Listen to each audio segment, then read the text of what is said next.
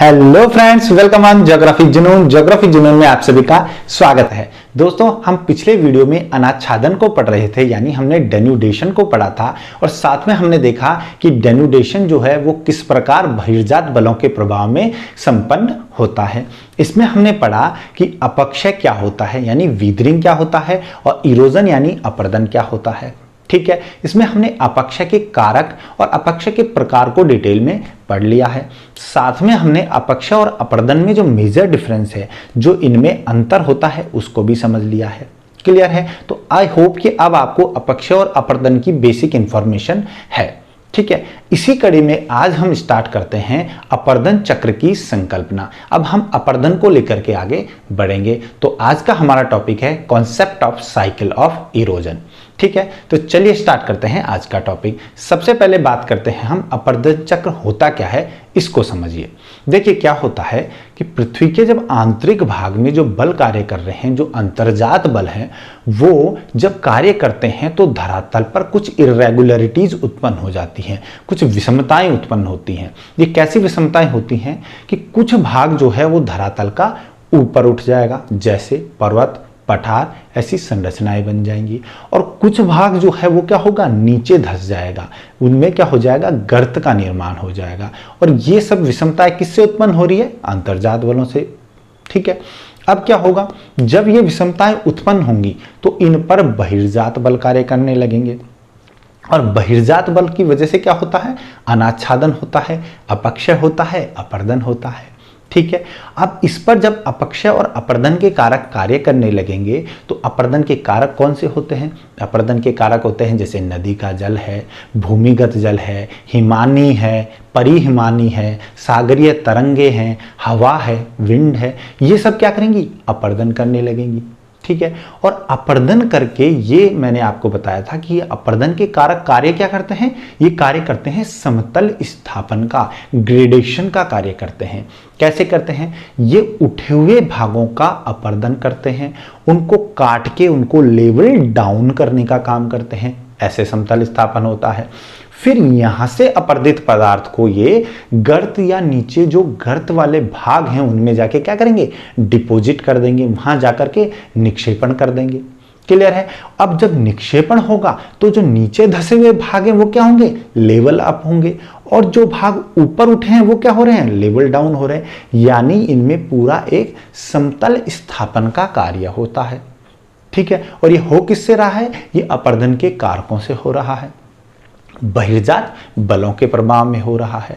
तो देखिए, इस जब अपरदन और अपक्षय की वजह से जो समतल स्थापन का कार्य होता है, इस समतल स्थापन के कार्य में एक समय लगता है, एक समय की अवधि लगती है जिसमें ये पूरा कार्य संपन्न होता है। और ये अपरदन कब तक होता रहेगा? ये अपरदन तब तक होता रहेगा जब तक कि ये जो उठे हुए भाग हैं वो अपने आधार तल को यानी बेस लेवल को प्राप्त नहीं कर लेते हैं। अब बेस लेवल क्या होता है, आधार तल क्या होता है? देखिए, आधार तल जो है वो वह तल होता है जिससे नीचे अब और ज्यादा अपरदन नहीं हो सकता है। ठीक है, यानी ये बेस लेवल जो है वो मैक्सिमम स्टेज होती है जहां जाकर के जो उठे हुए भाग हैं वो नीचे होते जाएंगे, इससे आगे वो और नीचे नहीं हो सकते हैं। उसे बेस लेवल या आधार तल कहा जाता है। क्लियर है? अब आधार तल जो है वो क्या माना जाता है? नॉर्मली जब हम देखते हैं तो नॉर्मली जो हमारे महासागरीय जल का तल है, जिसे सी लेवल कहते हैं, उसको हम आधार तल मानते हैं। देखिए, कहीं भी आप किसी भी जगह की ऊंचाई का जब अध्ययन करेंगे तो क्या अध्ययन करते हैं? सागर तल से इतनी ऊंचाई। क्यों? क्योंकि सागर तल को बेस मान लिया गया है, आधार मान लिया गया है। माना जाता है कि सागर का जो तल की ऊंचाई है बस लास्ट उस लेवल तक ही अपरदन हो सकता है, उससे आगे अपरदन नहीं हो सकता। क्यों? क्योंकि अपरदन के जो प्रक्रम है, चाहे वो नदी का जल हो चाहे हवा हो, वो उस लेवल तक ही काम कर सकते हैं, उसके बाद अपरदन नहीं कर सकते हैं। तो दोस्तों, अपरदन चक्र क्या हुआ हमारा कि उठे हुए भागों का अपरदन होने के दौरान लगने वाली समय अवधि जिससे ये उठे हुए भाग अपने आधार तल को प्राप्त कर जाएं, वही अपरदन चक्र कहलाता है। यानी बेसिकली ये क्या है, बेसिकली ये समय की एक अवधि है, ये पीरियड ऑफ एक टाइम है, ठीक है, जिसमें इरोजन जो है वो कंप्लीट होकर के बेस लेवल पे पहुंच जाता है। ठीक है, अब देखिए जो अपर्दन चक्र क्योंकि समय की अवधि है तो ऐसा नहीं है कि ये कुछ टाइम में ही कंप्लीट हो जाएगा, ये अलग अलग अवस्थाओं में कंप्लीट होता है, इसकी अलग अलग फेजेस होती हैं, उन फेजेस में ये इरोजन साइकिल कंप्लीट होता है। जैसे सबसे पहली अवस्था होती है युवावस्था, ठीक है, युवा अवस्था होती है यूथफुल स्टेज। दूसरी अवस्था होती है इसकी प्रौढ़ावस्था, मैच्योरिटी स्टेज। और तीसरी स्टेज होती है वृद्धावस्था या जीर्णावस्था, जिसे कहते हैं हम ओल्ड स्टेज। ठीक है, तो ये तीन अवस्थाएं होती हैं और इन तीन अवस्थाओं में ये साइकिल ऑफ इरोजन कंप्लीट होता है। क्लियर है? तो आई होप ये हो गया, आपको संपर्क संबंध समझ में आ गया कि इरोजन साइकिल क्या होता है, साइकिल ऑफ इरोजन क्या होता है। अब देखिए साइकिल ऑफ इरोजन का जो कॉन्सेप्ट निकल के आया है, ये कॉन्सेप्ट डेवलप कैसे हुआ, इसके ऊपर हम बात करते हैं कि साइकिल ऑफ इरोजन का कॉन्सेप्ट आया कैसे। देखिए सबसे पहले क्या था, सन 1785 में, ठीक है, सन 1785 में जेम्स हट्टन ने, क्या नाम था, जेम्स हट्टन। और ये क्या थे, जेम्स हट्टन जो थे वो स्कॉटिश जियोफिजिसिस्ट थे, एक स्कॉटलैंड के जियोफिजिसिस्ट थे। इन्होंने जियोलॉजी यानी भूगर्भ विज्ञान के अंदर पहली बार एक चक्रीय संकल्पना को इंट्रोड्यूस किया, साइक्लिक कॉन्सेप्ट को इंट्रोड्यूस किया। और इंट्रोड्यूस करते हुए इन्होंने एक लाइन दी कि न तो आदि का कोई लक्षण है,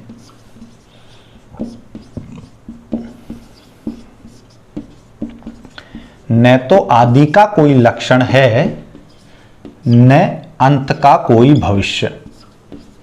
ये इन्होंने कहा।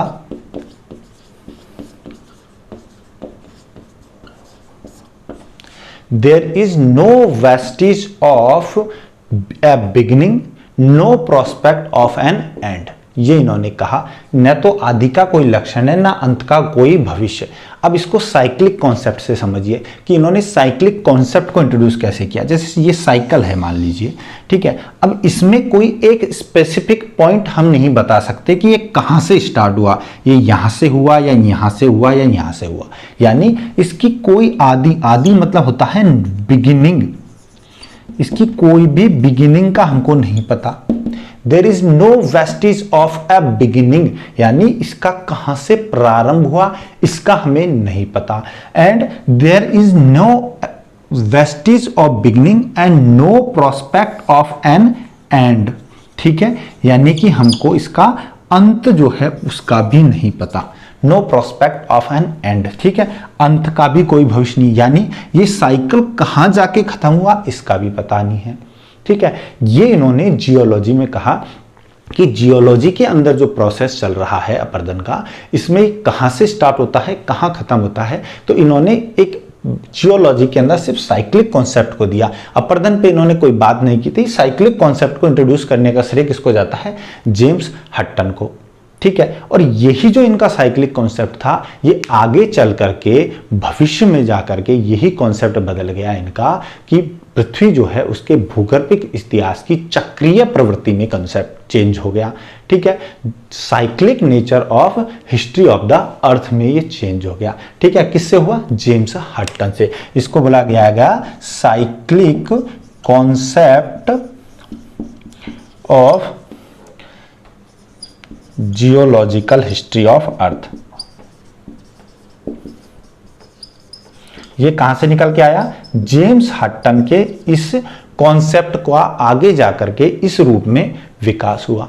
ठीक है, और फिर इन्होंने यहीं से एक सिद्धांत दिया था, एक रूपतावाद का सिद्धांत, एक रूपतावाद का सिद्धांत। ठीक है, एक रूपतावाद का सिद्धांत यानी theory of uniform, principle of uniformitarianism. ठीक है, ये था प्रिंसिपल ऑफ यूनिफॉर्म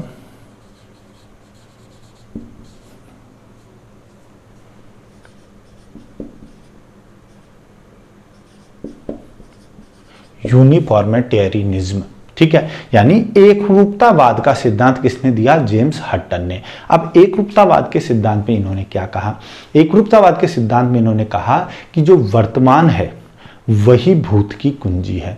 ठीक है, present is the key to past, वर्तमान भूत की कुंजी है। यानी हम वर्तमान को देख करके, प्रेजेंट को देख करके हम पास्ट का अनुमान लगा सकते हैं। ठीक है, ये एकरूपतावाद के सिद्धांत में इन्होंने कहा। क्या कहा इन्होंने? Present is the key to past, वर्तमान भूत की कुंजी है। ये किसने कहा? जेम्स हटन ने। Present is the key to past. ठीक है, अब इन्होंने क्या कहा? वर्तमान भूत की कुंजी से इनका मतलब ये था, इनका कहने का मतलब था कि आज जो भी ज्योग्राफिकल प्रोसेस या ज्योग्राफिकल रूल, जो भी हमें भौगोलिक प्रक्रम और नियम हमें आज कार्यरत दिखाई देते हैं, जो आज वर्किंग स्टेज में हैं, जो एक्टिव हैं, कार्यरत हैं, वो पूरे भूगर्भिक इतिहास में कार्यरत रहे हैं। ठीक है, जो आज हमें दिखाई देते हैं भौगोलिक प्रक्रम, वो पूरे भूगर्भिक इतिहास में कार्यरत रहे हैं, भले ही उनका जो तीव्रता है वो उतनी ना हो जितनी आज है। यानी उनसे कम भी तीव्रता हो सकती है, उससे ज्यादा भी हो सकती है। यानी इसका मतलब क्या हुआ कि आज हम जितने भी ज्योग्राफिकल प्रोसेस देख रहे हैं, चाहे उनमें अपरदन का चक्र भी शामिल हो, वो जो आज हम देख रहे हैं ये पूरे भूगर्भिक इतिहास में रहा है। ठीक है, और ये चाहे कम तीव्रता से हो चाहे ज्यादा तीव्रता से हो, पर पूरे भूगर्भिक इतिहास में रहा है। यानी हम आज की स्थिति को देख करके और आज से पहले क्या रहा, यानी पास्ट में क्या था, उसका भी अनुमान लगा सकते हैं, और भविष्य में क्या होने वाला है इसका भी अनुमान लगा सकते हैं। इसी को इन्होंने कहा एक रूपतावाद का सिद्धांत। यानी पूरे भूगर्भिक इतिहास जो है उसमें एक चक्रीय अवस्था रही है, साइक्लिक कॉन्सेप्ट रहा है, और एक पूरा एक रूपता रही है। यानी एक जैसे ही प्रक्रम कार्यरत रहे हैं, एक जैसे ही प्रोसेस एक्टिव रहे हैं। इसे जेम्स हटन का एक रूपतावाद का सिद्धांत या cyclic concept of geological history, भूगर्भिक इतिहास जो है पृथ्वी का, उसका चक्रीय प्रकृति की बात कह सकते हैं। या फिर हम इसको बात कर सकते हैं कि इन्होंने कहा कि न तो आदि का कोई लक्षण है, न ही अंत का कोई भविष्य, और वर्तमान जो है वो भूत की कुंजी है। यानी हम वर्तमान को देख के भूतकाल का अनुमान लगा सकते हैं। ठीक है, तो यहां से साइकिल जो है वो जियोलॉजी के अंदर इंट्रोड्यूस हुआ, जेम्स हटन ने दिया। ठीक है, इसके बाद क्या हुआ? इस साइक्लिक के बाद में, इस साइक्लिक कॉन्सेप्ट के बाद में आए WM डेविस। क्या आए? विलियम मॉरिस डेविस आए। विलियम मॉरिस डेविस ने, WM डेविस ने 1899 में, ठीक है, इन्होंने 1899 में अपना कॉन्सेप्ट दिया साइकिल ऑफ इरोजन का। क्या दिया? साइकिल ऑफ इरोजन का इन्होंने कॉन्सेप्ट दिया। तो ये पहले जियोलॉजिस्ट थे, पहले भूगर्भ विज्ञानी थे जिन्होंने साइकिल ऑफ इरोजन दिया। अपरदन को एक चक्रिक अवस्था में इन्होंने बताया था। ठीक है, इसके ऊपर अभी हम चर्चा करने वाले हैं। इनके बाद 1924 में वाल्थर पैंक आए। क्या आए? वाल्थर पैंक आए।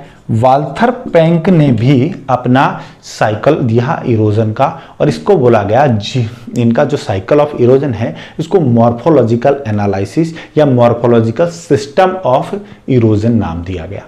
ठीक है, मॉर्फोलॉजिकल एनालिसिस या मॉर्फोलॉजिकल सिस्टम ऑफ इरोजन नाम दिया गया वाल्थर पैंक के सिद्धांत को, जो इन्होंने 1924 में दिया।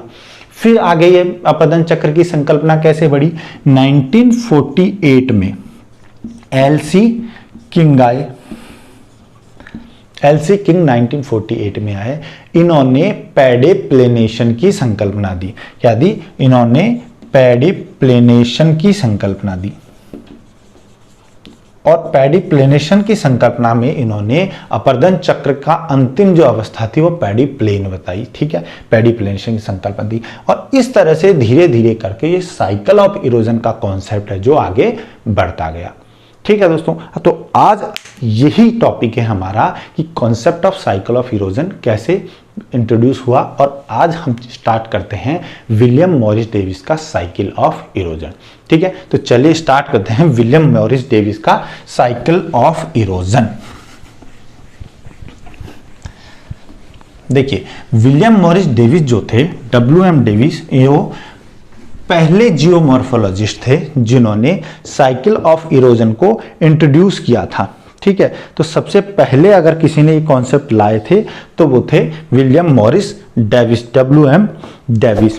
सन 1899 में विलियम मॉरिस डेविस ने एक साइकिल ऑफ इरोजन दिया था जिसको कहा जाता है अपरदन का भौगोलिक चक्र। क्या कहा जाता है? अपरदन का भौगोलिक चक्र, ज्योग्राफिकल साइकिल ऑफ इरोजन कहा जाता है। ठीक है, तो डेविस के साइकिल ऑफ इरोजन को कहा जाता है अपरदन का भौगोलिक चक्र। इसमें इन्होंने क्या किया, देखिए, जो WM डेविस जो थे वो चार्ल्स डार्विन से बहुत प्रभावित थे। सन 1859 में उनकी एक बुक आई थी ओरिजिन ऑफ स्पीसीज, जिसमें उन्होंने बताया था कि जो प्रजातियां हैं वो उत्पन्न होती हैं, वो यंग अवस्था में जाती हैं, वो प्रौढ़ अवस्था में जाती है और फिर वृद्ध अवस्था में जाती है। ठीक है, ये किसने बताया था? चार्ल्स डार्विन में। और डेविस भी उससे बहुत प्रभावित हुए। उन्होंने माना कि जो स्थलाकृतियां हैं, हमारे जो लैंडस्केप हैं, वो भी जीवित जीव की तरह होते हैं। वो भी क्या आते हैं? युवावस्था में जाते हैं, प्रौढ़ अवस्था में जाते हैं और वृद्धावस्था में जाते हैं। ठीक है, तो डेविस जो है वो चार्ल्स डार्विन से प्रभावित हुए और उनसे प्रभावित होकर के इन्होंने एक चक्रिक अवस्था को बताया। इन्होंने कहा कि जो हमारी स्थलाकृतियां हैं, जो लैंडस्केप हैं, वो संरचना, प्रक्रम और अवस्था का प्रतिफल होते हैं। ठीक है, क्या होते हैं? संरचना, प्रक्रम और अवस्था का प्रतिफल होते हैं। इसको हम समय भी कह सकते हैं। ठीक है, अवस्था का प्रतिफल होते हैं। तो हमारे landscape is the function of structure, process and stage. ठीक है, अब देखिए, यहां जो अवस्था या समय ले रहे हैं, ये कोई पॉइंट ऑफ द टाइम नहीं है, एक फिक्स पॉइंट नहीं है, ये एक क्या है? ड्यूरेशन ऑफ द टाइम है। अवस्था का मतलब क्या है? ड्यूरेशन ऑफ द टाइम, अवधि से मतलब है। ठीक है, जैसे अवधि, अवस्था मतलब युवावस्था। अब युवावस्था एक दिन की नहीं होती, पूरा एक टाइम होता है, एक पीरियड ऑफ टाइम होता है। तो यहां पर समय भी कह सकते हैं, अवस्था भी कह सकते हैं, मगर समय को यहां समझा जाए ड्यूरेशन ऑफ टाइम, अवधि से मतलब समझना है आपको। ठीक है, तो स्थलाकृतियां जो हैं, लैंडस्केप हैं, वो लैंडस्केप जो है वो संरचना, प्रक्रम और अवस्था का प्रतिफल होता है। ये इन्होंने कहा विलियम मॉरिस डेविस ने। ठीक है, अब हम इसमें बात करें कि संरचना, प्रक्रम और अवस्था से इनका मतलब क्या था। देखिए, ये जो तीनों है, संरचना, प्रक्रम और अवस्था है, इसको बोला जाता है ट्रायो ऑफ डेविस। अगर अब पूछा जाए कि ट्रायो ऑफ डेविस क्या है, यानी डेविस के त्रिकूट भी कहा जाता है इनको।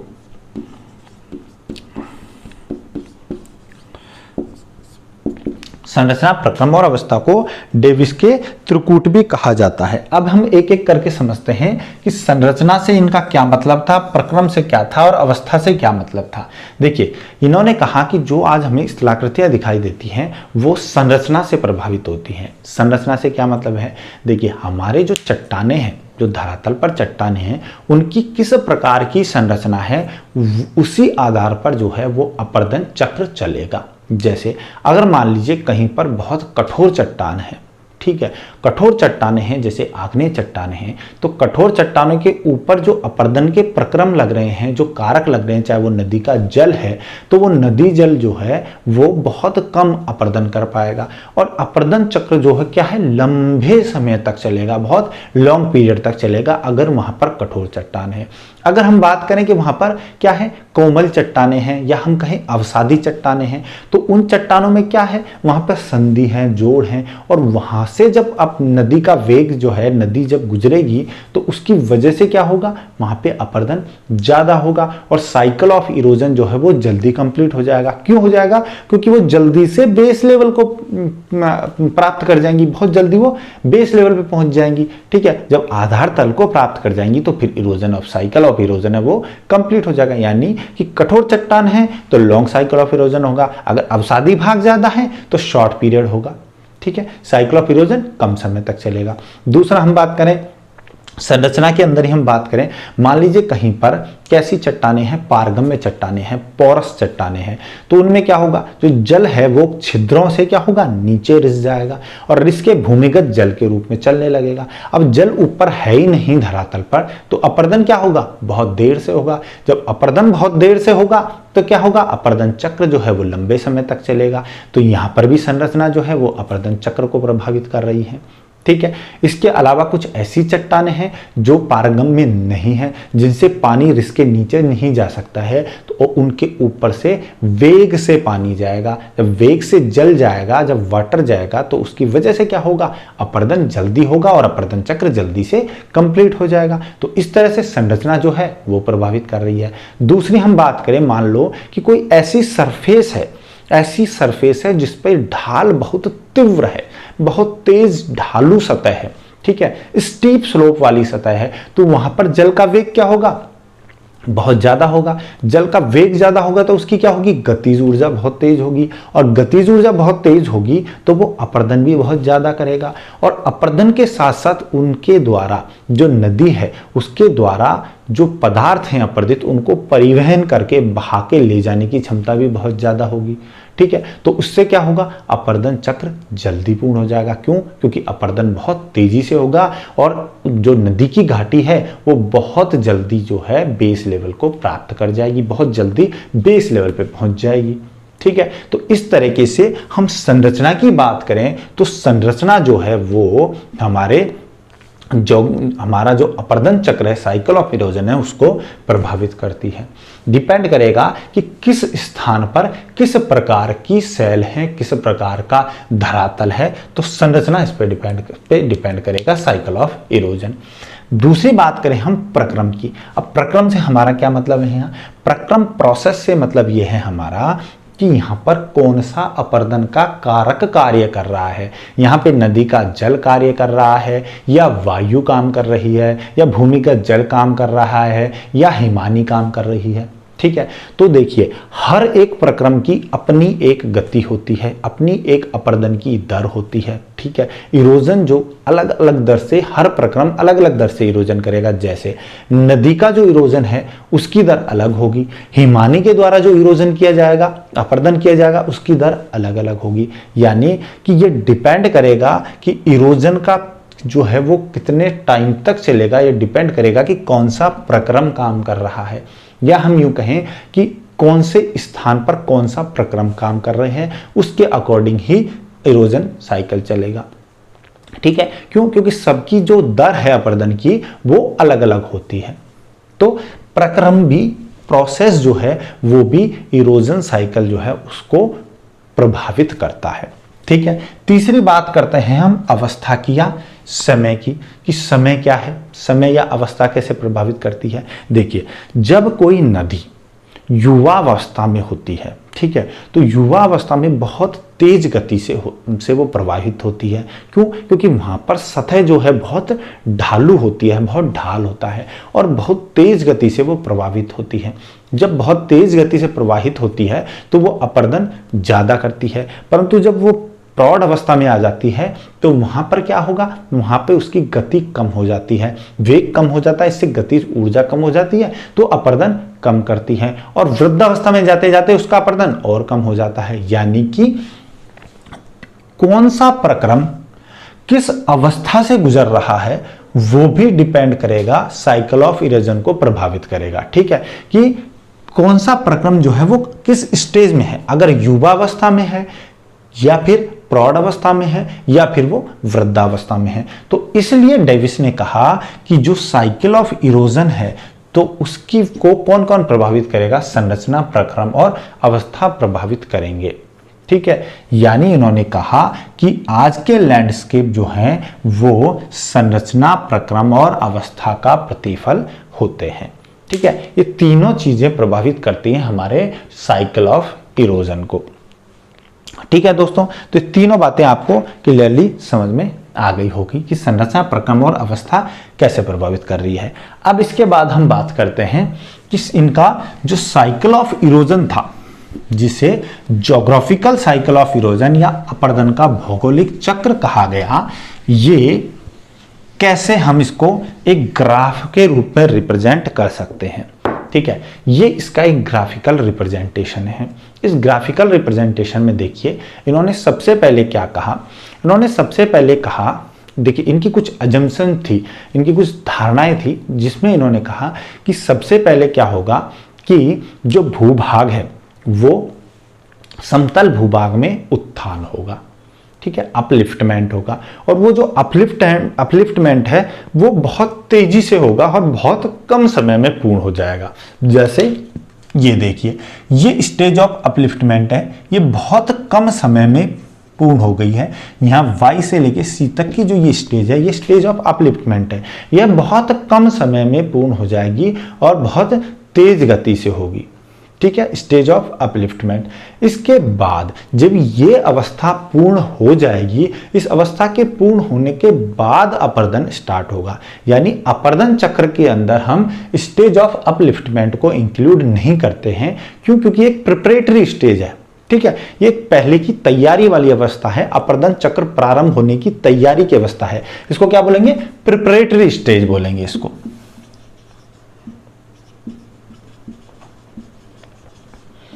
ठीक है, ये प्रिपरेटरी स्टेज होती है जिसमें अपलिफ्टमेंट होता है, और ये अपलिफ्टमेंट जो है वो बहुत शॉर्ट ड्यूरेशन में होता है और बहुत ही स्पीडी होता है।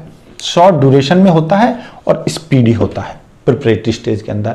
ये जब अपर्दन यहां से जब ये एक बार अवस्था हो जाएगी, इसके बाद यहां से अपर्दन चक्र प्रारंभ होता है। अब इसमें देखिए इन्होंने क्या कहा, इन्होंने एक्स एक्सिस को हम मानते हैं कि ये टाइम है। ठीक है, एक्स एक्सिस को टाइम, यानी इस पे क्या है? समय है। समय किस पे चल रहा है? एक्स एक्सिस पे। और वाई एक्सिस पे हम लेते हैं absolute height above sea level, यानी जो आधार तल है, जो हमारा सागर जल तल है, उससे क्या लेते हैं हम? एक निरपेक्ष ऊंचाई को लेते हैं। सागर तल से निरपेक्ष ऊंचाई किस पे लिए? वाई एक्सिस पे। एक्स एक्सिस पे लेते हैं हम समय को। ठीक है, इसके बाद देखिए हमने माना है कि जो ये यूसी है, अपर कर्व है, ये देखिए ये यूसी है, अपर कर्व, ये क्या है?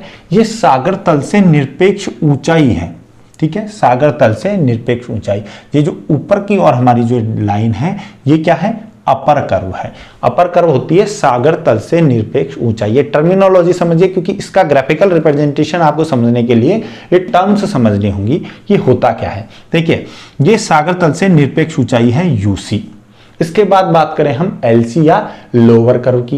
ये जो लोअर कर्व है, जो ये नीचे वाला कर्व आ रहा है, ये लोअर कर्व सागर तल से न्यूनतम ऊंचाई है। ठीक है, सागर तल से न्यूनतम ऊंचाई को क्या लिया गया है? लोअर कर्व के रूप में। ठीक है, इसके बाद देखिए ये जो स्टार्टिंग की अवस्था है यहां से और यहां तक की अवस्था है, ये क्या है? Stage of upliftment. इसमें उत्थान हो रहा है और इसको हमने ज्योग्राफिकल साइकिल के अंदर, अपर्दन चक्र के अंदर शामिल नहीं किया है। इसके बाद देखिए ये जो AC है, आपको AC जो दिखाई दे रहा है, ये सागर तल से अधिकतम निरपेक्ष उच्चावच है। हाईएस्ट जो एब्सोल्यूट रिलीफ है वो हमें कहां दिखाई देता है? A से C, यानी जो मैक्सिमम उत्थान होना था वो C बिंदु तक आते आते पूर्ण हो चुका है। ठीक है, शुरुआत की जो प्रिपरेटरी स्टेज है, जो स्टेज ऑफ अपलिफ्टमेंट है हमारी, उसमें AC यानी C बिंदु तक आते आते हमारा जो उत्थान है उसका हाईएस्ट बिंदु हम प्राप्त कर चुके हैं, यानी निरपेक्ष उच्चावच। जिसका निरपेक्ष का मतलब होता है हम किसी से उसकी तुलना नहीं कर रहे हैं, जबकि सापेक्ष में हम किसी और रेफरेंस पॉइंट या किसी और जो इकाई है, कोई वैल्यू है, उससे तुलना करते हुए दूसरे इकाई का मान लेते हैं। ठीक है, ये निरपेक्ष और सापेक्ष होता है। तो जो एब्सोल्यूट हमारी हाइट आ रही है वो कहाँ आ रही है? AC। और जो ये BC है, B एंड C जो है, ये क्या है? B और C जो है हमारा, जो शुरुआत में जो मैक्सिमम जो उत्थान हुआ है उसकी सापेक्ष उच्चावच है, यानी आधार जो है हमारा, जो लोअर कर्व है और जो अपर कर्व है, इसका डिफरेंस है ये।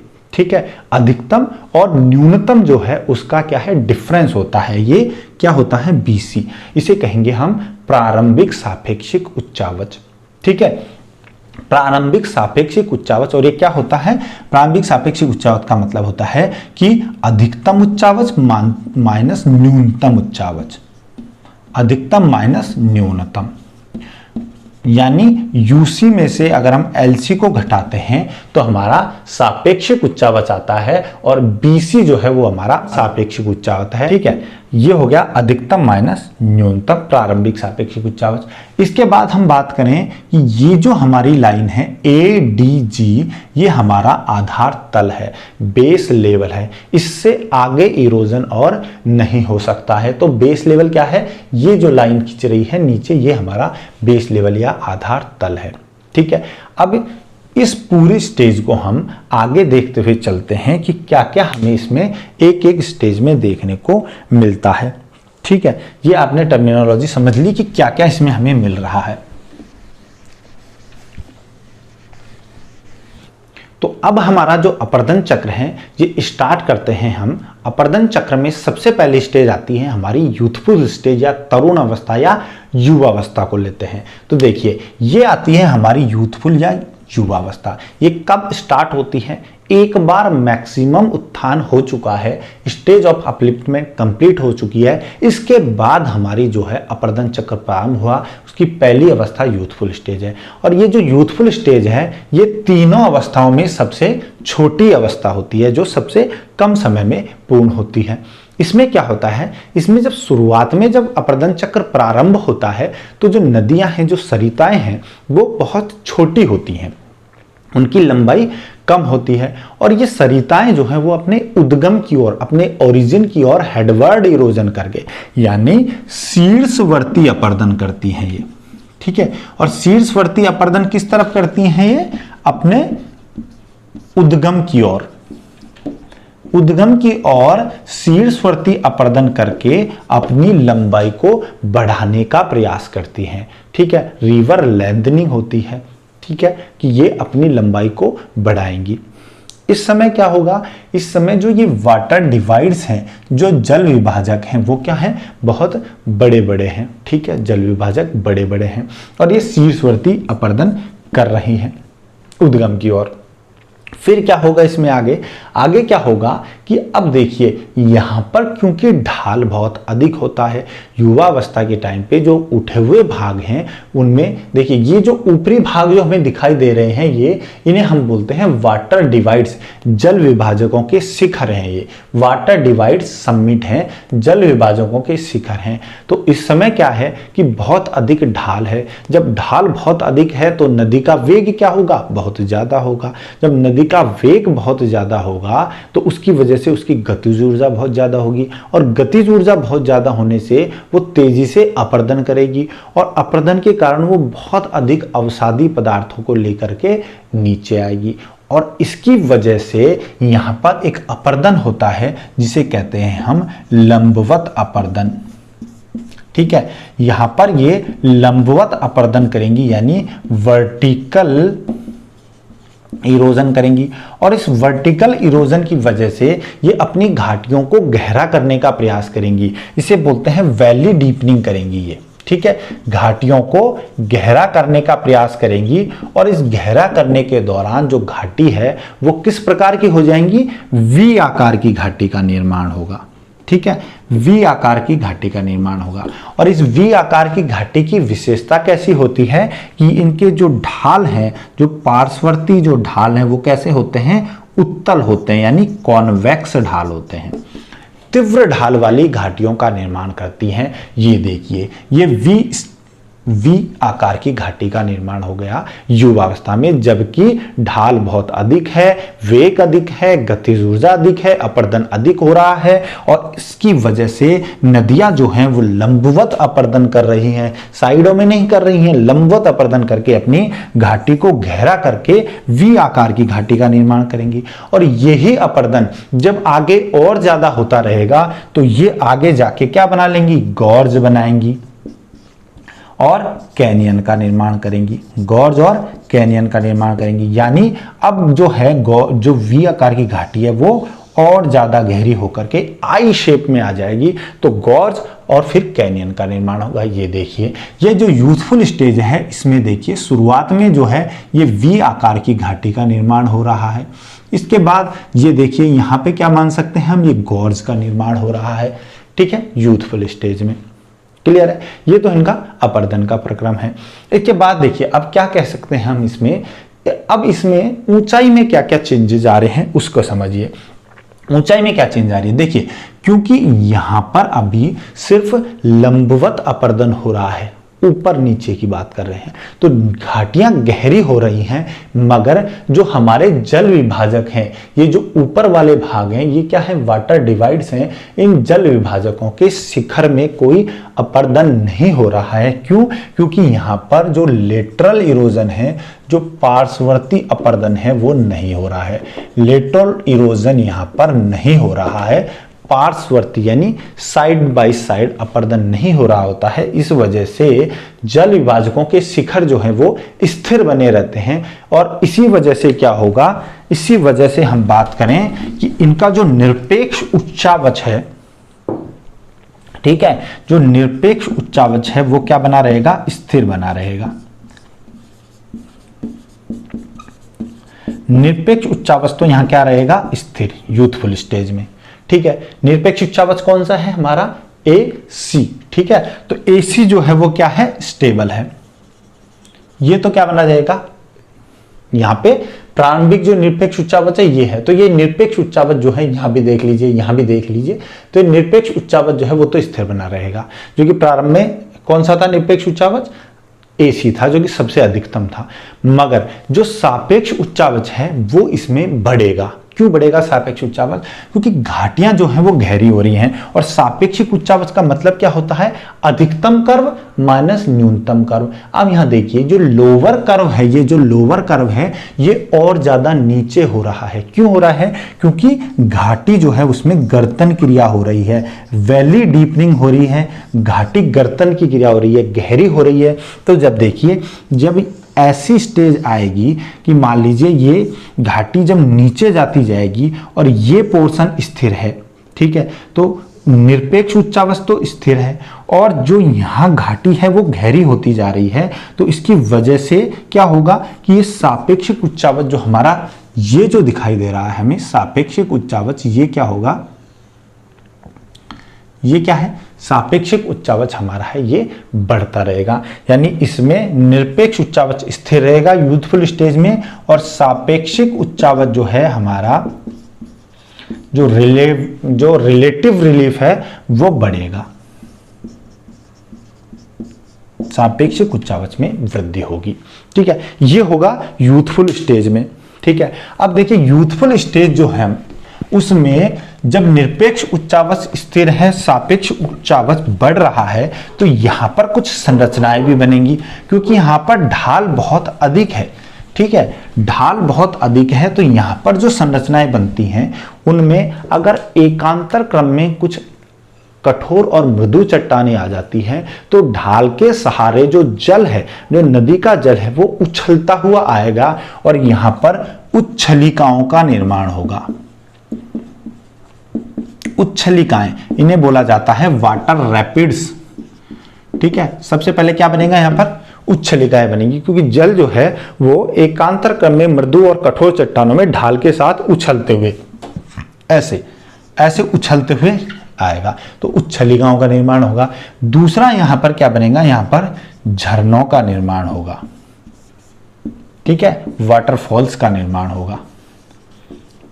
ये याद रखिए, यूथफुल स्टेज में क्या बनेंगी, उच्छलिकाएं और वाटरफॉल्स बनेंगी, और घाटी गर्तन की क्रिया होगी, घाटी की गहराई बढ़ेगी। निरपेक्ष उच्चावच स्थिर रहेगा मगर सापेक्ष उच्चावच बढ़ेगा, और उसका कारण क्या होगा कि ऊपरी कर्व जो है वो तो स्थिर है, यानी जल विभाजकों के शिखर जो हैं वो कोई पार्श्ववर्ती अपर्दन नहीं होने के कारण स्थिर है, जबकि घाटी की गहराई बढ़ रही है। एक स्थिर है और दूसरा नीचे की ओर बढ़ता जा रहा है, तो सापेक्षिक उच्चावच बढ़ेगा ना। पहले मान लो ये था, अब ये तो यहाँ की यहाँ स्टेबल है, मगर जो नीचे का जो है वो क्या है, नीचे जाता जा रहा है। तो ये जो है ये क्या हो रहा है, बढ़ता जा रहा है, तो सापेक्षिक उच्चावच बढ़ेगा। ये होगा यूथफुल स्टेज के अंदर, ठीक है। अब देखिए जो दूसरी अवस्था हमारी है, कौन सी अवस्था है दूसरी अवस्था है मैच्योर अवस्था, ठीक है। इसे बोलते हैं प्रौढ़ अवस्था, मैच्योर स्टेज या प्रौढ़ अवस्था। इसमें आते आते क्या हो जाएगा, अब यहां पे आते आते क्या होगा, प्रौढ़ अवस्था में आते आते जो नदियां हैं वो लंबी हो चुकी हैं, ठीक है।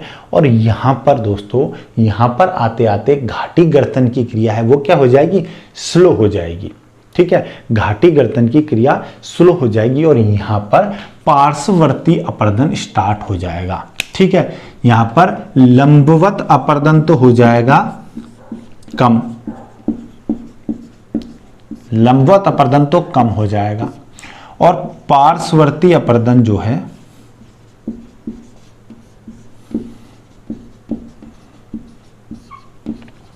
अधिक होगा, ठीक है। यानी घाटियों की गहराई का जो बढ़ना है वो अब धीरे धीरे कम हो जाएगा, मगर घाटियों की चौड़ाई का बढ़ना स्टार्ट हो जाएगा, ठीक है। घाटी की चौड़ाई बढ़ेगी और घाटी गर्तन जो है वो अब कम हो जाएगा। अब देखिए इसकी वजह से क्या होगा, जब घाटियों की चौड़ाई बढ़ने लगेगी तो पार्श्ववर्ती अपर्दन के कारण जल विभाजकों के जो शिखर हैं वो नीचे होने लगेंगे। क्यों, क्योंकि पार्श्ववर्ती अपर्दन से जल विभाजकों के शिखर टूटने लगेंगे। अब जब जल विभाजकों के शिखर टूटेंगे तो निरपेक्ष उच्चावच पे क्या फर्क पड़ेगा कि निरपेक्ष उच्चावच कम होगा, निरपेक्ष उच्चावच डाउन आएगा, पहली बात, ठीक है। निरपेक्ष उच्चावच क्यों डाउन आएगा, क्योंकि जल विभाजकों के शिखरों का अपर्दन हो रहा है, वाटर डिवाइड समिट जो है उनका इरोजन हो रहा है, तो निरपेक्ष उच्चावच कम होगा। सापेक्ष उच्चावच में क्या होगा, सापेक्षिक उच्चावच में क्या होगा वो देखिए। जो सापेक्षिक उच्चावच है वो भी कम होगा। क्यों होने लगेगा सापेक्षिक उच्चावच, क्योंकि अब देखिए घाटी जो है उसका गर्तन कम हो रहा है। मान लीजिए पहले 2 इकाई का अगर घाटी का गर्तन हो रहा था, यूथफुल स्टेज में अगर 2 इकाई का हो रहा था, अब तो कितना हो गया है, 1 इकाई का हो गया है, ठीक है। अब 1 इकाई का होने की वजह से क्या होगा कि एक तो पहले से ही ये नीचे आ रहे हैं, ठीक है, पहले से ही सापेक्षिक उच्चावच कम हो रहा है, ठीक है। यानी ये ऊंचाई वाला भाग है ये पहले से ही कम होता जा रहा है। ऊपर से जो ये गहराई जो जा रही थी, गर्तन जो हो रहा था वो भी होना अब कम हो गया है। यानी ऊपर का भाग तो नीचे आ रहा है और नीचे का भाग अब और नीचे जा नहीं रहा है। तो इससे क्या होगा, सापेक्षिक उच्चावच जो है वो कम हो जाएगा। अगर 2 इकाई का पहले घाटी गर्तन हो रहा था, अब 1 इकाई घाटी गर्तन हो रहा है, ठीक है। और जो ऊपरी भाग था जल विभाजकों का वो भी नीचे आ रहा है। ये मान लीजिए कट के अब यहां आ गया है, तो अब आप देखिए सापेक्षिक उच्चावच क्या हो गया, कम हो गया, ठीक है। अब देखिए यहां पे हम बात करें तो यहां पे आते आते सापेक्षिक उच्चावच जो ये है हमारा, ये कम होने लगता है। सेकंड स्टेज में आते आते, सेकंड स्टेज में निरपेक्षिक उच्चावच भी कम होता है और सापेक्षिक उच्चावच में भी कमी आती है। कारण दोनों का आपको बता दिया। निरपेक्ष उच्चावच इसलिए कम हो रहा है क्योंकि जल विभाजकों के जो शिखर है उनका पार्श्ववर्ती अपर्दन के कारण नीचे हो रहे हैं, और जबकि सापेक्षिक उच्चावच इसलिए कम हो रहा है क्योंकि अब घाटी गर्तन की क्रिया बंद हो गई है, कम हो गई है। इस वजह से अब घाटियां और ज्यादा गहरी नहीं हो रही है, बहुत धीमे गहरी हो रही है। जबकि जो ऊपर से जो जल विभाजकों के शिखर हैं वो तेजी से डाउन आ रहे हैं, ठीक है। यानी अगर जल विभाजकों के शिखर माने हम ये 2 इकाई की दर से कम हो रहे हैं, तो यानी पार्श्ववर्ती अपर्दन अधिक हो रहा है, 2 इकाई हो रहा है, तो लंबवत अपर्दन सिर्फ 1 इकाई हो रहा है। इस वजह से क्या हो रहा है, इसकी वजह से सापेक्षिक उच्चावच कम हो रहा है। दूसरा, अब जब ये मैच्योर स्टेज है, प्रौढ़ावस्था है, इसमें आते आते ढाल कम हो जाएगा।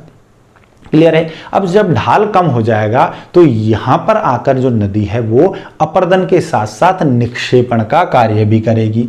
निक्षेपण का कार्य कहां स्टार्ट होगा? सेकंड स्टेज, यानी हमारी जो प्रौढ़ावस्था है, मैच्योर स्टेज है, उसमें निक्षेपण का कार्य स्टार्ट होगा। और निक्षेपण की वजह से जो ढालू सतह हैं, जो पहाड़ है, उनके पर्वत पदीय क्षेत्रों में क्या होगा? हमें जो पर्वत पदीय क्षेत्र हैं उनमें जलोढ़ पंख या जलोढ़ शंकु का निर्माण होगा। जलोढ़ शंकु या जलोढ़ पंख का निर्माण हमें यहाँ पे दिखाई देगा।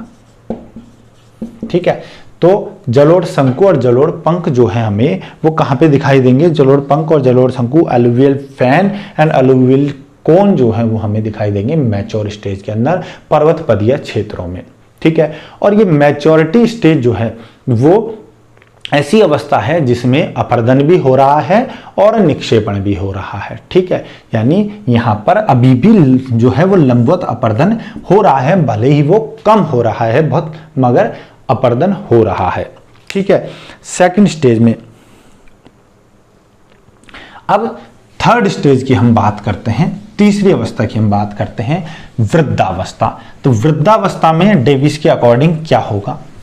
वृद्धावस्था में डेविस ने बताया कि अब जब वृद्धावस्था है वो और भी बड़ी होगी। देखिए, जो सबसे छोटी होगी वो तो क्या होगी? यूथफुल। ठीक है, ये तो स्मॉलेस्ट होगी, सबसे छोटी अवधि होगी। ठीक है, और जो मैच्योर स्टेज है वो स्मॉल होगी, यानी इससे बड़ी होगी। यूथफुल स्टेज से बड़ी होगी और वृद्धावस्था से छोटी होगी, और जो ये होगी वो लार्ज होगी, बड़ी अवस्था होगी, ओल्ड स्टेज।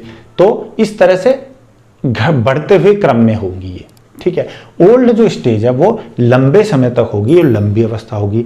इसमें क्या होगा? इसमें सबसे पहली बात क्या है? इसमें लंबवत अपर्दन बंद हो जाएगा। लंबवत अपर्दन जो है वो समाप्त हो जाएगा, यानी अब जो घाटी गर्तन है, घाटी गर्तन जिसे वैली डीपनिंग कह रहे थे, वो घाटी गर्तन बंद हो जाएगा। अब घाटी जो है वो और ज्यादा गहरी नहीं होगी, मगर पार्श्ववर्ती अपर्दन बहुत अधिक होगा। पार्श्ववर्ती अपर्दन अधिक होगा, बहुत तेजी से पार्श्ववर्ती अपर्दन होगा। और इस पार्श्ववर्ती अपर्दन लेटरल इरोजन की वजह से जो ये घाटियां हैं उनकी चौड़ाई जो है वो, घाटी की चौड़ाई बहुत अधिक हो जाएगी, घाटी चौड़ाई बढ़ेगी। ठीक है, घाटी की चौड़ाई बहुत तेजी से घटेगी। और दूसरी बात हम करें कि जब ये पार्श्ववर्ती अपर्दन बहुत तेजी से होगा तो जो जल विभाजकों के शिखर हैं उनमें तेजी से कमी आएगी। ठीक है, वाटर डिवाइड जो है, जल विभाजक शिखर जो है वो, जल विभाजक शिखर की ऊंचाई जो है वो तेजी से घटेगी। आप देखिए, जब ये तेजी से जल विभाजकों की ऊंचाई घटेगी तो क्या होगा? अब जब ऊपरी भाग जो अपर कर्व है ये जब तेजी से डाउन आएगा तो हम क्या कह सकते हैं कि निरपेक्ष उच्चावच है वो क्या हो जाएगा? कम हो जाएगा। निरपेक्ष उच्चावच में कमी आएगी। ठीक है, निरपेक्ष उच्चावच में कमी आएगी। तो सापेक्ष उच्चावच में क्या होगा? देखिए, पहली बात तो घाटी गर्तन तो हो नहीं रहा, अब ये जो घाटी है ये और ज्यादा गहरी तो हो नहीं रही है। ठीक है, और निरपेक्ष उच्चावच वैसे ही कम हो रहा है, जल विभाजकों के शिखर और डाउन आ रहे हैं। तो सापेक्षिक उच्चावच क्या होगा? सापेक्षिक उच्चावच जो है वो भी कम हो जाएगा। सापेक्षिक उच्चावच भी, सापेक्षिक उच्चावच में कमी आएगी। क्लियर है? यहां पर आके निरपेक्ष उच्चावच और सापेक्षिक उच्चावच है वो तेजी से कम होने लगेंगे। ठीक है, क्यों? क्योंकि एलसी जो है, जो लोअर कर्व है, उसमें अब और ज्यादा चेंज नहीं आ रहा है, मगर जो अपर कर्व है वो तेजी से डाउन आ रहा है। तो जो नीचे का भाग है उसमें तो कोई चेंज आ नहीं रहा है और ऊपरी भाग नीचे आते जा रहा है। तो यहां पे क्या होगा? यहां पर भी सापेक्षिक उच्चावच में कमी आएगी। ठीक है दोस्तों, सापेक्षिक उच्चावच में यहां पर कमी आएगी। और एंड स्टेज में यहां पर आते आते क्या होगा, यहां पर आते आते जो ढाल है वो बहुत कम हो जाएगा। ढाल बहुत कम हो जाने की वजह से जो नदी है वो मियांडर बनाती हुई, कैसे बनाती हुई, विसर्प बनाती हुई मैदानी भागों में प्रवेश करेगी।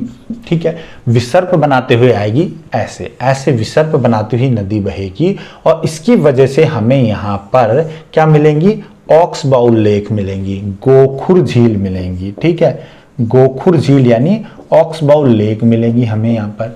दूसरे हमें यहाँ पे क्या मिलेंगे, हमें यहाँ पर प्राकृतिक तटबंध दिखाई देंगे, प्राकृतिक तटबंध मिलेंगे। ठीक है, नेचुरल लेवी मिलेंगे, प्राकृतिक तटबंध मिलेंगे। दूसरा हमें यहाँ क्या मिलेंगे, हमें यहाँ पर बाढ़ मैदान मिलेंगे। बाढ़ मैदान क्यों मिलेंगे, क्योंकि जितना भी अपरदन लेकर के आई है, जितना भी अपरदित पदार्थ लेके आई है नदी, वो यहाँ पर फैला देगी, तो यहाँ पे बाढ़ के मैदान मिलेंगे। ढाल बहुत कम हो गया है। तो थर्ड स्टेज में आते आते हमको गोखुर झील, बाढ़ मैदान, प्राकृतिक तटबंध ये दिखाई देंगे। हालांकि ऐसा भी कह सकते हैं हम कि जो हमारी मैच्योर स्टेज थी, इसका जो एंड आएगा, इसकी बिल्कुल एंड स्टेज में भी हमको गोखुर झील और नदी विसर्प, बाढ़ मैदान वहां पर भी मिल सकते हैं।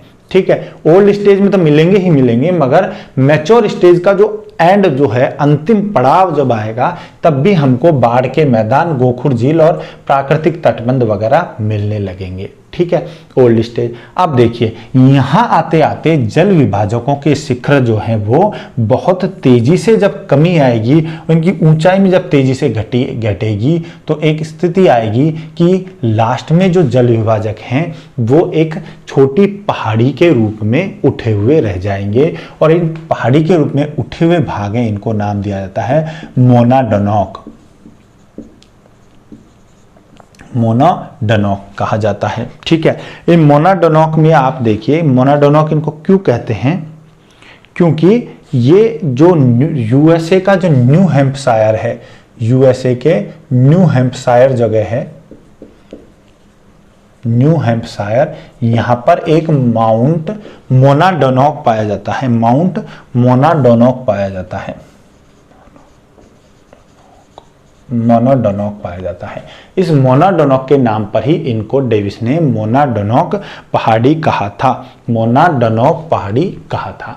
अब इसका देखो किस प्रकार की होंगी, ये जो पहाड़ियां हैं ये कैसी होंगी, उत्तलोत्तर ढाल वाली होंगी, यानी इनका जो ऊपरी भाग है वो तो कैसे होगा, कॉन्वेक्स होगा, और जो इसका निचला भाग है वो कैसे होगा, कॉनकेव, अवतल होगा। ठीक है, पहले जो वी आकार की घाटी थी वो कैसी थी, उत्तल ढाल वाली, ऐसे थी, और जो लास्ट में आते आते जब ये मोनाडोनॉक पहाड़ियां बचेंगी छोटी छोटी, ये कैसे बनेंगी, इनका ऊपरी ढाल तो कॉन्वेक्स होगा यानी उत्तल होगा, और नीचे जो ढाल है वो कैसा होगा, अवतल ढाल होगा।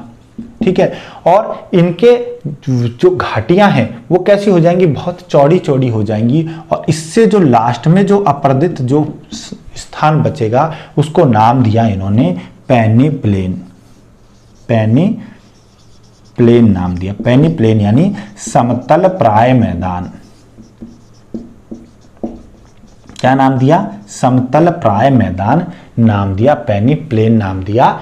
जो अंतिम जो बिल्कुल अपरदित जो जगह है, जो पूरी तरह से एक मैदान के रूप में परिवर्तित हो गया है, उसको समतल प्राय मैदान दिया, और उस समतल प्राय पेनिप्लेन के अंदर कुछ उठी हुई जो पहाड़ियां हैं उनको मोनाडोनॉक कहा जाता है, जो कि यूएसए के न्यू हैम्पशायर के माउंट मोनाडोनॉक के नाम पर रखी गई थी। ठीक है, ये हो गया लार्ज जो हमारी ओल्ड स्टेज है उसमें। तो ओल्ड स्टेज में आते आते क्या हो गया, ओल्ड स्टेज में आते आते जो हमारा निरपेक्ष उच्चावच है वो भी कम हो गया, और सापेक्षिक उच्चावच में भी कमी आ गई। ठीक है दोस्तों, तो ये तीनों स्टेज थी किसकी, डेविस के साइकिल ऑफ इरोजन की। पहली साइकिल थी यूथफुल स्टेज। यूथफुल स्टेज में क्या हो रहा था, जो सापेक्षिक उच्चावच था वो तो स्थिर था, मगर जो निरपेक्ष उच्चावच था उसमें क्या हो रही थी, वृद्धि हो रही थी। और वृद्धि क्यों हो रही थी, क्योंकि सापेक्षिक उच्चावच तो स्थिर हो गया, उसमें और ज्यादा तो उत्थान हो नहीं रहा, ना ही जल विभाजकों के शीर्ष में कोई परिवर्तन हो रहा है। क्यों नहीं हो रहा है, क्योंकि पार्श्ववर्ती अपर्दन नहीं हो रहा है, जबकि लंबवत अपर्दन ज्यादा हो रहा है, घाटीगर्तन की क्रिया हो रही है, तो जो एलसी है वो डाउन आ रहा है, यूसी स्टेबल है, एलसी डाउन आ रहा है, तो क्या होगा, सापेक्षिक सापेक्षिक उच्चावच बढ़ जाएगा पहली स्टेज में, और वहां पे क्या बनेंगे, वाटरफॉल्स और रैपिड्स बनेंगे, जलप्रपात और उच्छलिकाएं बनेंगी। जबकि हम जब बात करेंगे मैच्योर स्टेज में या प्रौढ़ावस्था में, तो यहां पर क्या होगा, यहां पर पार्श्ववर्ती अपर्दन अधिक होगा, लंबवत अपर्दन कब होगा, यानी कि घाटी गर्दन की क्रिया है जो वैली डीपनिंग है वो कम हो जाएगी, मगर पार्श्ववर्ती अपर्दन अधिक होने से क्या होगा, जो जल विभाजक है वो ज्यादा कटेंगे, और जल विभाजक कटेंगे तो अपर कर्व डाउन आएगा। ठीक है, यानी कि जो निरपेक्ष उच्चावच है उसमें कमी होगी। दूसरा, यहाँ पे सापेक्षिक उच्चावच में भी कमी आएगी। क्यों आएगी, क्योंकि अब जो घाटी गर्दन की क्रिया है वो कम हो गई है, जो ऊपर का भाग है वो भी नीचे आ रहा है, और ये जो नीचे वाला भाग जो पहले नीचे जा रहा था अब और ज्यादा नीचे नहीं जा रहा है, बहुत धीरे धीरे जा रहा है, यानी इसकी वजह से यहाँ पे सापेक्षिक उच्चावच में भी कमी आएगी। और हमें यहाँ क्या देखने को मिलेगा, यहाँ ढाल में कमी की वजह से पर्वतपदीय क्षेत्रों में निक्षेपण देखने को मिलेगा, और यहाँ पे एलुवियल फैन और एलुवियल कोन मिलेंगे, हमें जलोढ़ पंख और जलोढ़ शंकु मिलेंगे। और इसकी एंड स्टेज में आते आते हमें नदी विसर्प, प्राकृतिक तटबंध, गोखुर झील ये भी हमें देखने को मिलेंगे। फिर हम बात करेंगे ओल्ड की, जो कि सबसे बड़ी अवस्था है। इसमें क्या होगा, ढाल बिल्कुल कम हो गया है, लंबवत अपर्दन बंद हो गया है, पार्श्ववर्ती अपर्दन बहुत तेजी से हो रहा है, जल विभाजकों के जो शिखर हैं वो बहुत तेजी से डाउन आ रहे हैं, घाटी जो है उसकी चौड़ाई बहुत ज्यादा हो गई है। तो इसकी वजह से निरपेक्ष उच्चावच क्या होगा, डाउन आएगा, हमारा जो एब्सोल्यूट हाइट है वो डाउन आएगी, क्योंकि जल विभाजकों के शीर्ष जो है वो तेजी से टूटने लगेंगे। जबकि जो नीचे घाटी गर्दन की क्रिया है वो खत्म हो गई है, अब ऊपर वाला तो नीचे आ रहा है तेजी से, और नीचे वाला अपनी जगह स्थिर है और ज्यादा घाटी गर्दन हो नहीं रहा, यानी कि वो बेस लेवल को, आधार तल को प्राप्त कर गया है। ये देखिए, ये हमारा बेस लेवल है, इस बेस लेवल को प्राप्त करने लग गया है। तो इसकी वजह से क्या होगा, इसकी वजह से सापेक्षिक उच्चावच में भी तेजी से कमी आएगी। और एंड स्टेज में आते आते जब ओल्ड एज कंप्लीट होगी तो यहां पर जो हमारी जो संरचना है, जो उठे हुए भाग हैं वो आधार तल को प्राप्त कर जाएंगे, और सिर्फ कुछ ऊंची उठी हुई पहाड़ियां बचेंगी जिन्हें मोनाडनोक कहेंगे, और जो साथ में जो चारों तरफ मैदानी भाग बन जाएगा उसे कहा जाता है पेनेप्लेन या समतल प्राय मैदान। ठीक है, और यहां पर आकर के संरचना आधार तल को प्राप्त कर जाएंगी, और मोनाडनोक जो है वो ऊपर से उत्तल होंगी और नीचे से अवतल होंगी। ठीक है, ये हो गया इन शॉर्ट हमारा पूरा क्या था, डेविस का साइकिल ऑफ इरोजन। अब देखिए, अब साइकिल ऑफ इरोजन जो है, हर इस सिद्धांत की कुछ कमियां होती हैं। ठीक है, कुछ कमियां भी होती हैं और कुछ इसकी अच्छाई भी होती हैं। तो हम अब डेविस का जो साइकिल ऑफ इरोजन है इसका मूल्यांकन करते हैं। क्या करते हैं, मूल्यांकन, इवैल्यूएशन करते हैं, इसका इवैल्यूएशन कैसे होता है। तो सबसे पहले हम बात करते हैं कि जो डेविस का जो ये सिद्धांत है इसकी अच्छाइयाँ क्या थी। ठीक है, अच्छी चीज़ें इसमें क्या थी। देखिए, सबसे पहली अच्छी चीज़ तो इसकी ये थी कि ये सिद्धांत जो है वो पहले जियोमॉर्फोलॉजिस्ट थे जिन्होंने ये अपर्दन चक्र की संकल्पना, अपर्दन चक्र का सिद्धांत दिया। ठीक है, और इस अपर्दन चक्र की संकल्पना ने इस क्षेत्र में और ज्यादा रिसर्च करने के लिए लोगों को प्रोत्साहित किया। क्यों, क्योंकि ये पहले जियोमॉर्फोलॉजिस्ट थे जिन्होंने साइकिल ऑफ इरोजन को दिया था। पहली बात तो ये थी। दूसरा इसमें क्या था कि इनका जो सिद्धांत जो था इसमें इन्होंने अंतर्जात बल और बहिर्जात बलों का एक बहुत अच्छे से संबंध जो था उसको स्पष्ट किया। इन्होंने बताया कि अंतर्जात बलों से विषमताएं उत्पन्न हो रही है और बहिर्जात बल है वो विषमताओं को खत्म करके समतल स्थापन का कार्य कर रहे हैं। तो ये भी इस सिद्धांत की बहुत अच्छी बात थी। तीसरी बात क्या थी कि इन्होंने जो बताया कि सिद्धांत जो है वो आज हम देखें तो पूरा सिद्धांत देख करके हम बता सकते हैं कि भूतकाल में क्या रहा है और भविष्य में क्या है। मतलब अगर हम बात करें, आज हम कहीं प्रक्रम देखें जो मैच्योर स्टेज में चल रहा है तो उसको देख के हम भूत और भविष्य दोनों के बारे में बता सकते हैं। ठीक है, ओल्ड स्टेज के बारे में बता सकते हैं और हम यूथफुल स्टेज को भी बता सकते हैं। तो संरचनाओं का जो स्थलाकृतियां हैं उनके भूत और भविष्य के बारे में इसको देख के बताया जा सकता है। तीसरी बात हम करें चौथी बात हम करें कि इन्होंने और क्या था, चौथी बात यह है कि दोस्तों इनका जो पूरा जो सिद्धांत था, जो डेविस का अपर्दन चक्र जो था, वो इन्होंने बहुत ईजी था, बहुत आसान शब्दों में बताया था और ये बहुत अच्छा समझने लायक था। इसलिए इस सिद्धांत ने लोगों को अपनी ओर आकर्षित किया, पढ़ने के लिए आकर्षित किया, क्योंकि इन्होंने एक सिंपल लैंग्वेज में इसको बताया था। ठीक है, एक चक्रीय अवस्था में इन्होंने 3 मानव जीवन के आधार पर अवस्थाएं ली और सीधा इन्होंने सिद्धांत को बता दिया। पांचवी बात देखें तो पांचवी बात इसलिए भी ये इंपॉर्टेंट है कि इन्होंने कुछ ऐसी संकल्पनाएं ली थी जिन संकल्पनाओं को इस सिद्धांत से मान्यता मिल गई। जैसे इन्होंने बेस लेवल वर्ड यूज लिया, जो कि जीके गिलबर्ट पहले ही आधार तल के बारे में बता चुके थे, तो आधार तल जो था उसकी संकल्पना को इन्होंने मान्यता दी। दूसरा इन्होंने क्या किया, ग्रेडेड रिवर जिसे कहते हैं, जो अपर्दित हो चुकी हैं, जो अपने आधार तल को प्राप्त कर चुकी हैं, तो उस संकल्पना को भी इन्होंने मान्यता प्रदान कर दी इनके सिद्धांत ने, क्योंकि इन्होंने लास्ट में बताया कि नदी अपने आधार तल को प्राप्त करती है, तो ग्रेडेड रिवर वाला कॉन्सेप्ट भी बताया। दूसरा, इन्होंने जिस तरीके से नदियों के अपर्दन को बताया था, उस हिसाब से इन्होंने जो नदियों का जो अपन एक वर्गीकरण करते हैं, जिसमें अनुवर्ती, पूर्ववर्ती, प्रत्यानुवर्ती, नवानुवर्ती जो नदियों का क्लासिफिकेशन है, उसको भी इस सिद्धांत ने मान्यता प्रदान की। इसलिए इस सिद्धांत का इंपॉर्टेंस अधिक होता है। ठीक है, ये तो थे इस सिद्धांत की अच्छी चीजें। दूसरा, इसमें कुछ कमियां थी जो अलग अलग भूगोलवेत्ताओं ने बाद में इनमें कमियां निकाली। जैसे सबसे पहले इसका दोष क्या था, सबसे बड़ा दोष ये था कि इन्होंने कहा कि पहले जो है वो बहुत तेजी से और अचानक बहुत कम समय में अपलिफ्टमेंट, उत्थान होगा। ठीक है, बहुत तेजी से और बहुत अचानक अपलिफ्टमेंट होगा। मगर प्लेट विवर्तनिकी सिद्धांत, जो कि आज हमारा सबसे नया सिद्धांत है, आधुनिकतम सिद्धांत है, वो क्या कहता है कि वो ये कहता है कि जो अपलिफ्टमेंट है वो अचानक नहीं होता है, वो एक सतत प्रक्रिया है, एक कंटिन्यूअस प्रोसेस है, वो मंद गति से लंबे समय तक होता रहता है।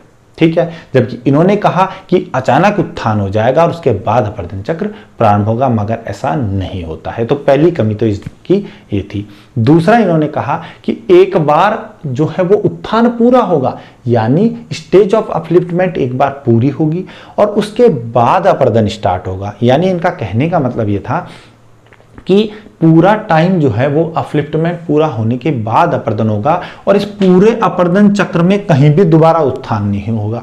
उत्थान एक बार ही होके पूरा हो जाएगा, दोबारा उत्थान नहीं होगा। मगर प्लेट विवर्तनिक सिद्धांत ये भी कहता है, क्योंकि उत्थान की प्रक्रिया जो क्या है, एक कंटिन्यू प्रोसेस है, सतत प्रक्रम है, इसलिए ऐसा नहीं होता है कि एक बार उत्थान होगा उसके बाद अपर्दन चलेगा। ऐसा भी हो सकता है कि बीच में भी कहीं उत्थान हो सकता है।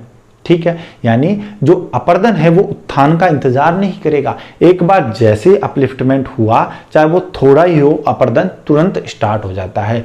अपर्दन जो है वो उत्थान का इंतजार नहीं करता है। ये कौन कहता है? प्लेट विवर्तनिक सिद्धांत। ये देखिए, जैसे इसमें इन्होंने कहा था वो बात में इनकी गलत साबित हो जाती है। तीसरी बात इन्होंने क्या कहा, उन्होंने बताया कि ये जो हो रहा है, अपर्दन जो हो रहा है, ये किसका? संरचना, प्रक्रम और अवस्था का प्रतिफल है। ठीक है, यानी ये टाइम डिपेंडेंट है, समय पे आधारित है। मगर इनके बाद जो 1924 में पेंक की संकल्पना आई, उसमें इन्होंने कहा, पेंक ने कहा कि ये संकल्पना जो है वो एक टाइम डिपेंडेंट नहीं है, बल्कि टाइम इंडिपेंडेंट है, समय से स्वतंत्र है। क्यों है टाइम इंडिपेंडेंट? क्योंकि इस चीज पे ये डिपेंड नहीं करती कि किस स्टेज में अपर्दन हो रहा है, ये डिपेंड करता है कि उत्थान की दर क्या है और अपर्दन की दर क्या है। पेंक ने क्या कहा? पेंक ने कहा कि जो अपर्दन चक्र है वो स्थलाकृतियां जो हैं वो उत्थान की दर व अपर्दन की दर के अनुपात पर निर्भर करती है।